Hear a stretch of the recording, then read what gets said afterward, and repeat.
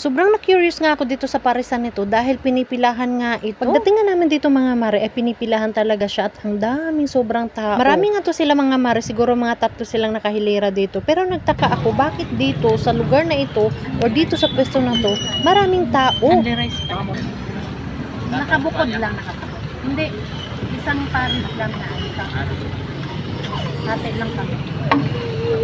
Kaya na-order na nga rin ako mga mare dahil nakita ko naman ito na siguro masarap nga ito kasi sobrang daming tao na pumipila. Pagkadating nga namin dito mga mare, hindi pa nga kami gaanong na-entertain kasi marami pa nga mas nauna sa amin. Ang inorder ko nga mga mare, paris with lechon kawali kasi may only rice na siya tapos only sabaw. Meron din silang tuwalya tapos meron din silang chicharon bulaklak. Kaya naman pala talaga pinipilah na ito mga mare dahil sobrang sarap din pala itong parisan na ito. Hindi nga ako gaanong fan itong parisan mga mare dahil ayoko talaga yung may namataba-taba akong nakikita at saka yung medyo malagkit ay yung sabaw. Pero nung natikman ko nga ito mga mare ay napawaw talaga ako kasi sobrang sarap talaga nung kanyang timpla ng paris niya. Naglagay na rin pala ako ng sibuyas dahon at saka fried garlic dyan at saka sweet chili. Tapos tinuruan pa nga ako ni Josawa na lagyan ko daw ng kalamansi para medyo maasim-asim. Medyo nagmasid-masid na nga ako dyan sa aking mga kasamahan na kumakain mga mare kung ano nga yung ginagawa nilang timpla dahil parang ang sarap ng mga timpla nila. Kasi yung isa nga mga mare, lagay siya ng lagay ng toyo. Tapos nung tinikman ko nga ito ay wow, talagang masarap nga pala siya. Tapos inalo ko na nga si Josawa na kumain na siya dahil video pa rin siya ng video. Pero sabi nga niya mga mare, ako daw muna yung videohan niya at ako lang daw muna ang kakain. Sumunod na nga daw siya. Naghati na nga lang kami ng paris mga mare dahil hindi ko naman kaya itong ubusin. Ako kasi yung taong parang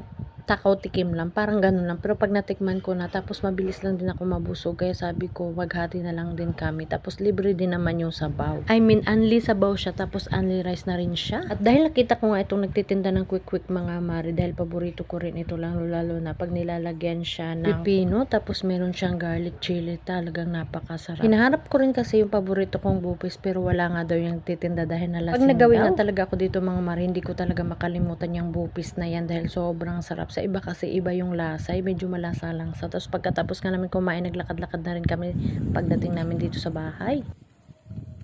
Taga-asa ka, day? Taga Jensan. Busog mi guys, busog. Kumain kami sa labas, tapos naglakad-lakad kami diretso. Pagbaba namin ng motor, din muna kami pumasok. Naglakad-lakad lang kami. May mga dalang bag pa. Uy, ma-hold up ka. Dahil mong dalang pera dyan.